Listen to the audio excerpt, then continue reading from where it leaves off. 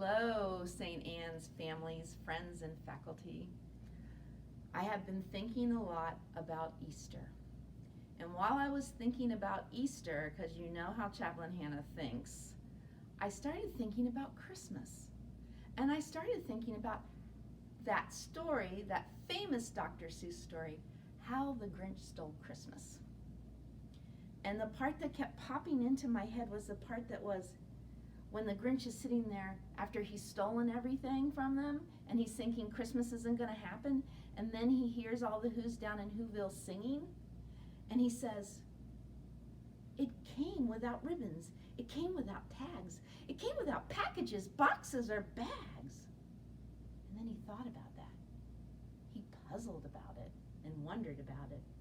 And then he thought, maybe Christmas, he thought, doesn't come from a store. Maybe Christmas means a little bit more. So while we are entering or in the Easter and Passover seasons for those great faith traditions of Christianity and Judaism, right now that's hard for our Jewish brothers and sisters and our Christian brothers and sisters, because the traditions that we usually associate with those holidays, we can't do. We can't all be together.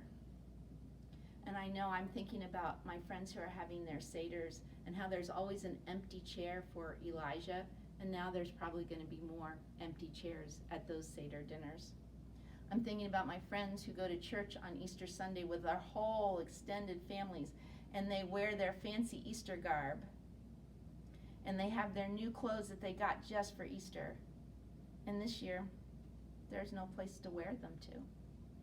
It's a little sad. So of course that made me think, because I was thinking about the Grinch, that maybe we need to focus this year on the stories.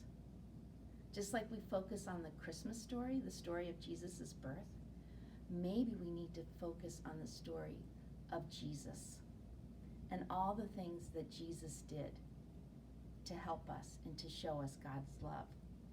And the story of Moses and how God helped Moses bring the people of Israel out of Egypt, out of slavery, into freedom.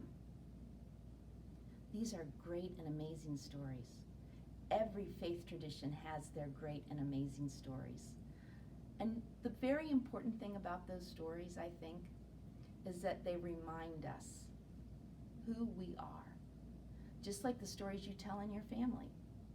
The funny story about how your uncle did something silly, or your funny story from your grandparents about something that your dad did when he was little. Those are stories that remind us who we are. They are also stories that remind us whose we are, that we belong to God.